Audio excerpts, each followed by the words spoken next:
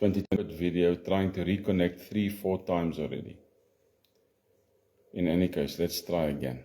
In any case, welcome to a video of the Federal Alliance this morning, and we hope to give you enough information that will give you a glimpse of things that are to come.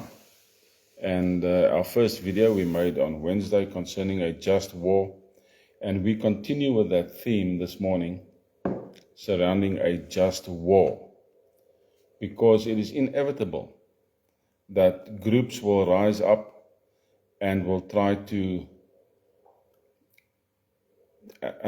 force self-determination in our country. It's what's going to happen, and we need to plan ahead for that type of thing, and we need to have things in place that will prevent things escalating out of proportion. So this morning on a video of the Federal Alliance, we will look at this idea of a just war again, but we will look at it a bit more in depth.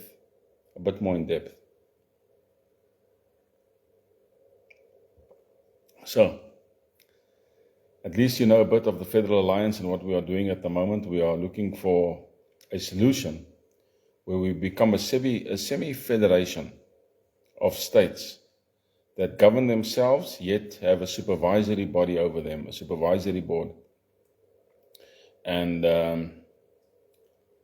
one that doesn't govern or force, but supervises, helps, and brings change through voting processes by the people, for the people. It's much deeper than that, but that's the basics of it. So, using all the information that we have at this moment concerning things happening in South Africa, we understand that what the current government has done over us is they have caused a failed state. Right? We have a failed state. That's what we have. They have implemented 168 race-based laws, plus minus now, excluding minorities from becoming productive citizens, have brought in laws that expropriate land without compensation, have totally disregarded the Bill of Rights and their own constitution, and taking the following also into consideration, that there are many parties in South Africa, but none attending to the specific needs of the specific groups of people, and none being able to stem the tide of governmental ineptitude, corruption, moral degradation, failure of the courts, and the collapse of general infrastructure and utilities. Good morning, Mani. In the context of Southern Africa, the current state party has failed its people on all counts. What we have in South Africa is a total failure.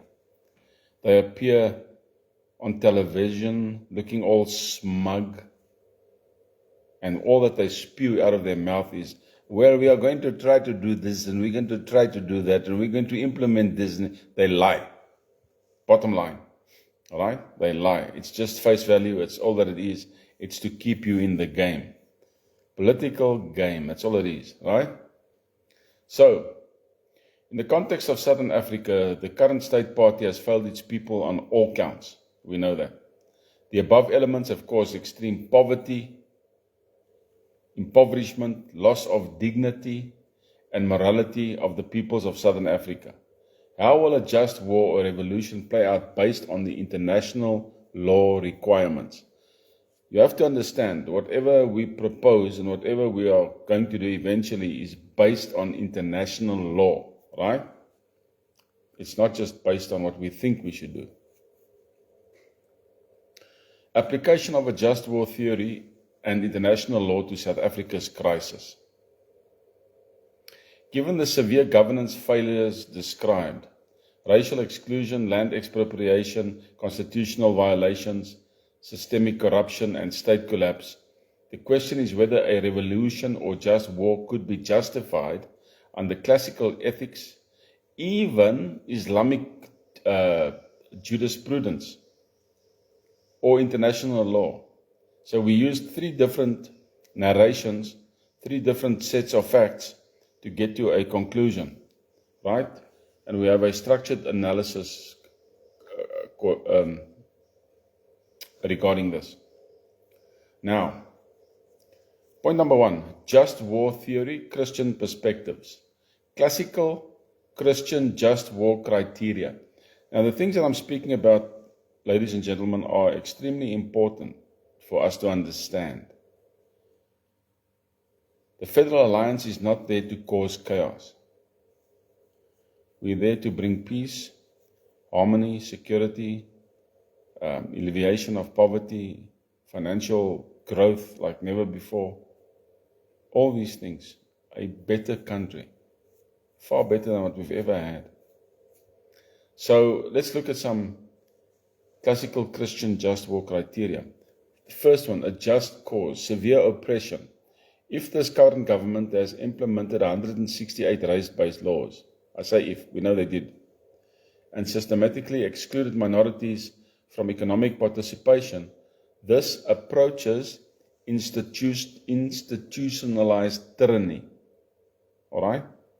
This is already one of the major factors. Now, I use the word if. We know they have. So they have approached and have entered into institutionalized tyranny. All right? Constitutional violations. If the current government ignores its own Bill of Rights, this undermines the social contract. Economic collapse. If the government ignores its own Bill of Rights, this undermines, I read that, economic collapse. If state failure has caused extreme poverty and infrastructure collapse, this may meet Aquina's standard of a grave public evil. You see what I'm saying here? A grave public evil, extreme poverty and infrastructure collapse. Our Africans living on the borders of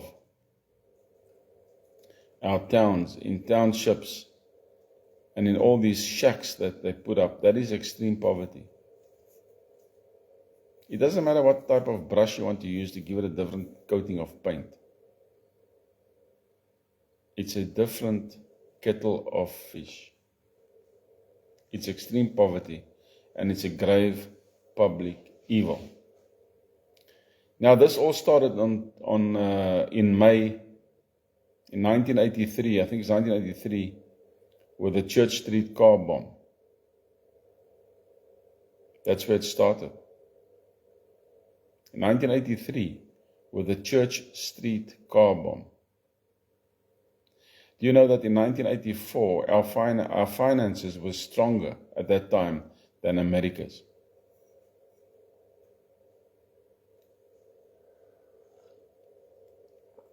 So we need a legitimate authority. That's the important thing. I mentioned it last Wednesday as well. Who leads such a resistance or revolution? Traditional just war requires a recognized authority, opposition coalition, defecting officials or regional leaders.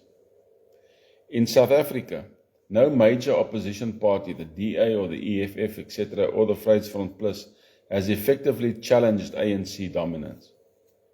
There's no way. If a broad-based multi-ethnic resistance movement emerged, i.e. like the UDF during apartheid, it could claim legitimacy, but that will never happen. The MK tried that, but they're far fewer in numbers than the EFF. The right intention. The goal must be restoring constitutional democracy, not revenge or ethnic domination. That's very important. Restoring constitutional democracy, not revenge or ethnic domination. So how do we want to restore constitutional democracy? By taking the fundamentals of democracy, voting rights by the people, and using this correctly. Getting a government by the people for the people. That's what we want. Right? In every area. Last resort and proportionality. Have all legal, electoral, and protest options been exhausted? Yes. Would armed resistance cause more harm than good? Civil war, foreign intervention. We have to take those things into consideration. So our approach has to be one of absolute peace and doing it under international law. Otherwise, we will fail miserably. Verdict: if peaceful resistance, mass strikes, constitutional courts, international pressure, and we have international pressure, has completely failed and the state is truly irreformable, a just war could be argued, but only if led by a unified ethnic resistance. Only if led by a unified ethnic resistance. Otherwise, it will be thrown out by the international courts. International law and self-determination.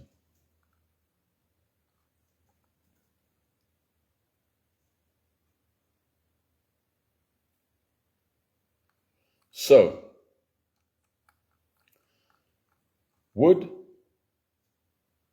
does South Africa qualify for armed self-determination? That's an important question. Does South Africa qualify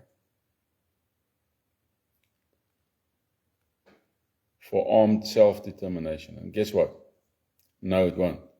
Because it's not a colonial racist regime.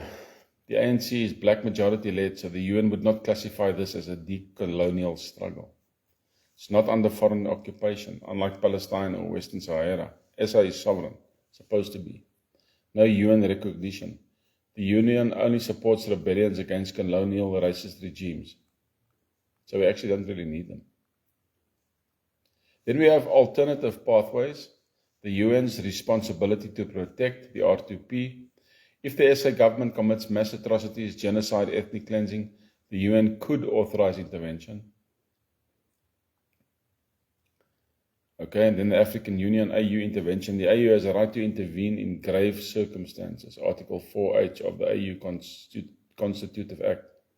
But the ANC still holds AU influence, making a regional intervention unlikely. So,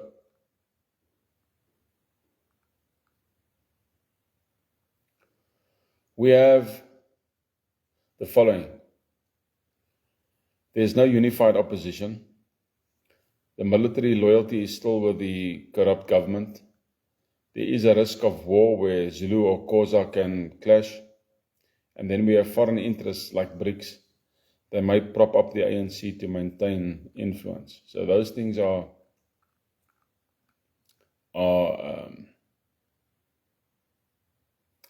very realistic and will make it very difficult for us to maintain such a stance, if I can put it that way. A just revolution in South Africa would require a unified multi-ethnic opposition coalition. And we are working on that with the Kings. Total exhaustion of legal and political avenues. We are working on that through Ambassador Henry McCarter. International pressure. We have that through the Americas at the moment. Avoiding armed conflict. That's the last resort. Without these, an armed revolt would likely fail or worsen the crisis. Now, we've got to factor in white farmers are slowly but systematically being murdered, and that President Donald Trump has allowed the Afrikaner white people refugee status. Right, now we have a revised analysis of the just war theory, right? So we have this element now that's been built into the just war theory. A just cause, escalation to ethnic persecution. If farm murders are state-tolerated or encouraged, this resembles low-grade ethnic cleansing, meeting Aquina's grave evil standard. We are meeting these standards in South Africa at the moment. Land expropriation and racial laws and killings could collectively justify rebellion under Augustinian's punishment of evil logic. So who could lead this?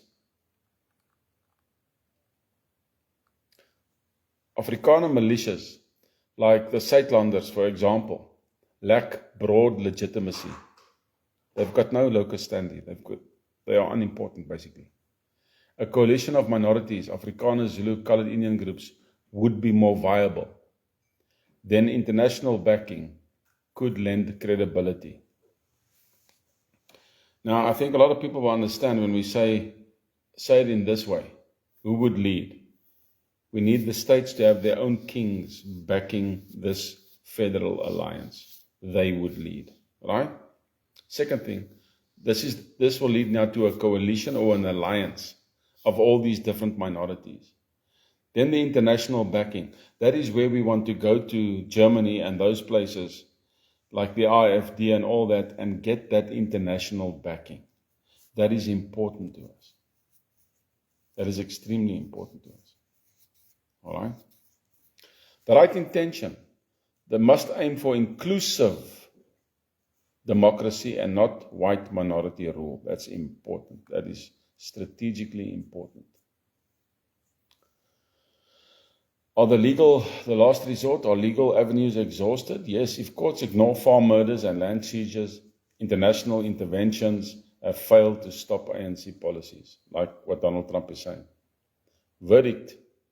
We are closer to meeting a just war criteria, but we still lack unified leadership. So, we need to take it a step further.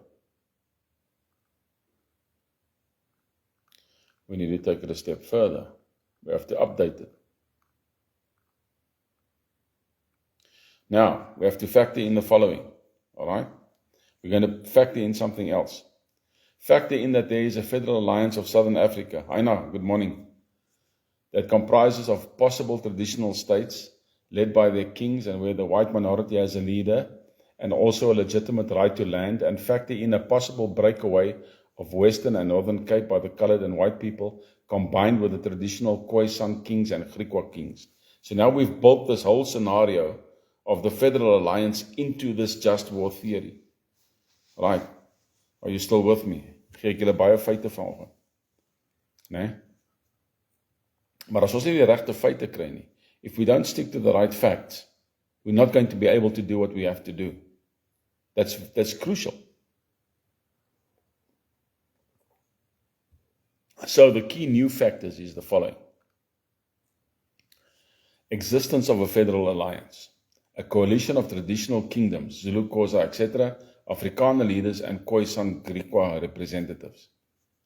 White minority with land rights, the Afrikaner Accords, 1994. Historical and legal claims to land, pre-1994 title deeds, cultural heritage sites, we have this. Potential secession of Western Northern Cape, led by colored and white minorities, backed by Khoisan and Griqua traditional leaders.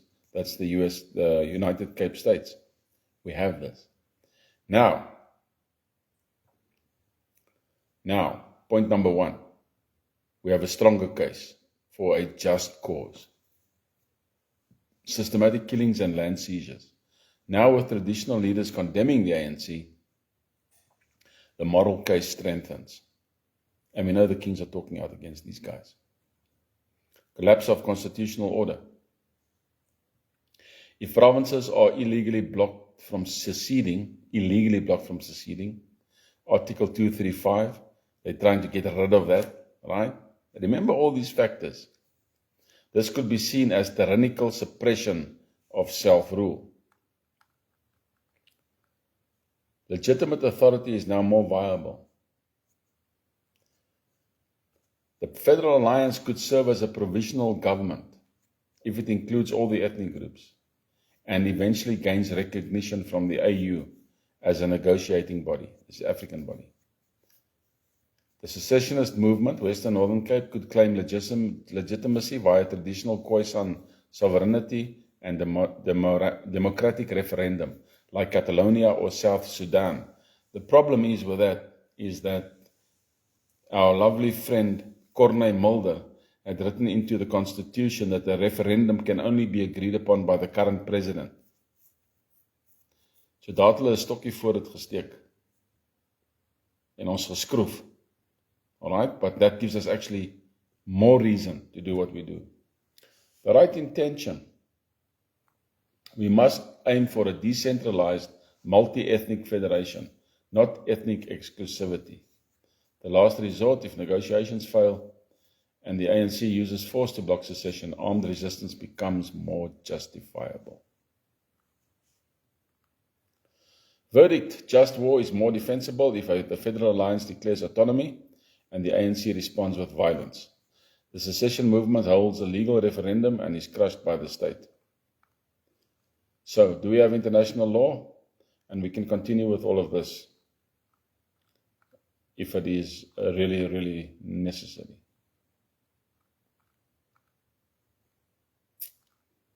So this is what we intend to do.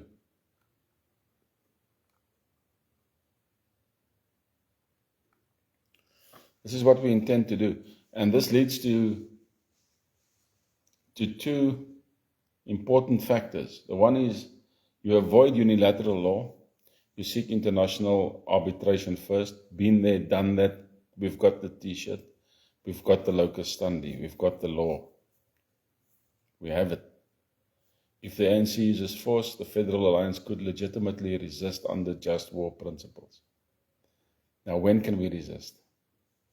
Only once we secede and they try to prevent it. That's all. We can do this. You see, South Africa is at the brink of total collapse. That's where we are.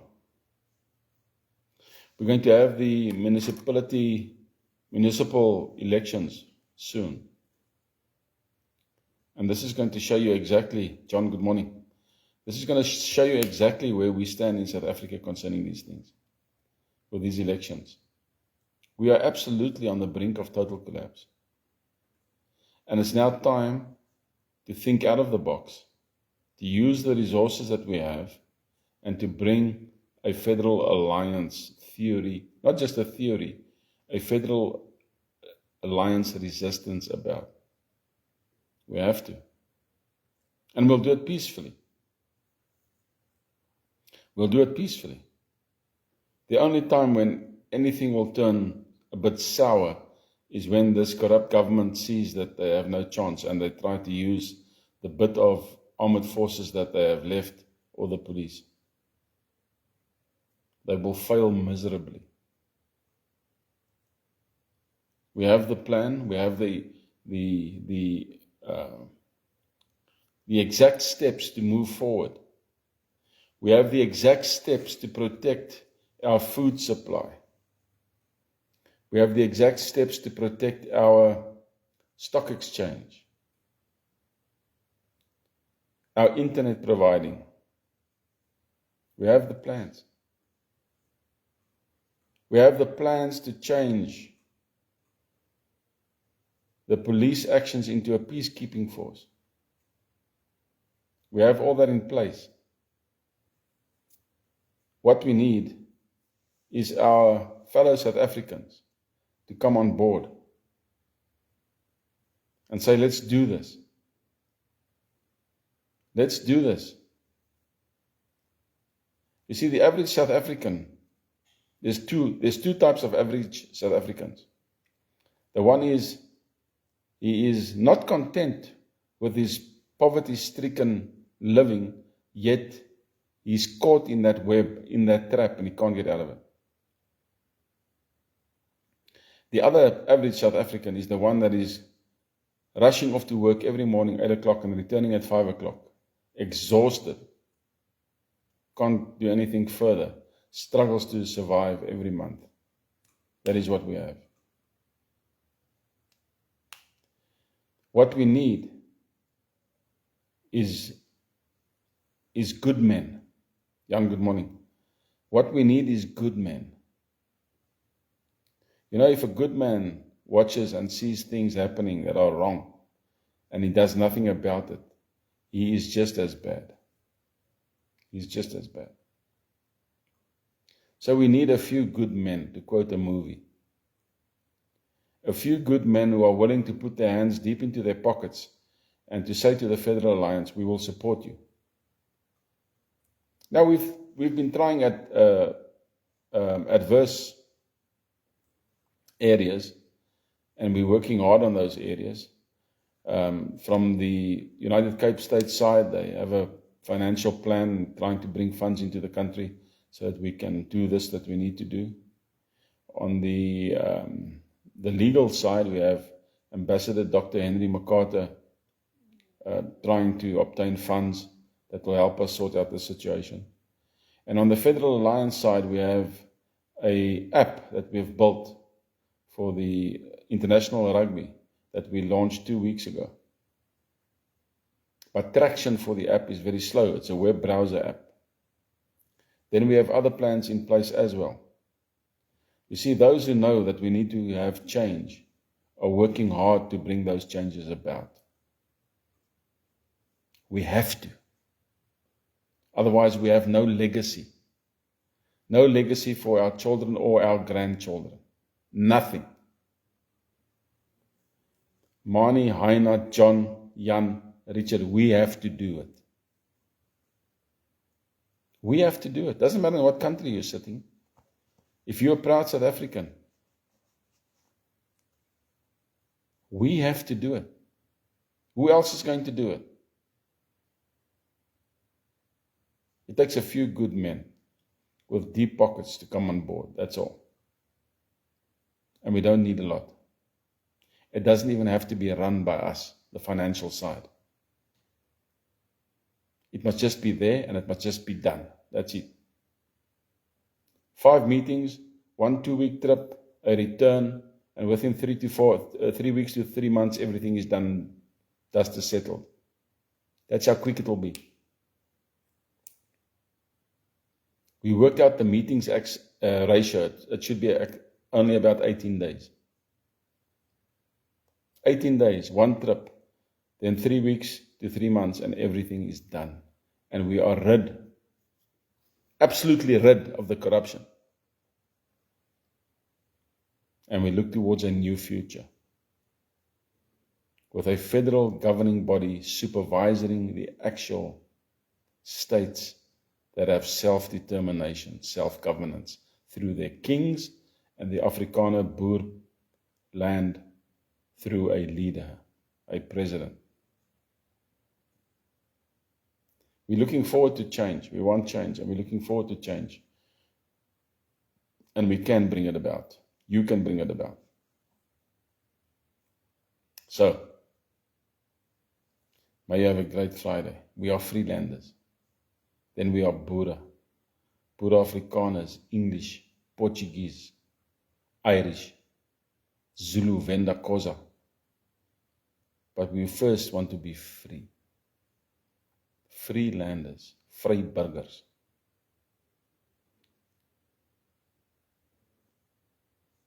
And only with God is unity strength. There's no other way. Only with God is unity strength. Awake, O sleeper, and rise up. And let's do this thing. Let's do this thing. Blessings.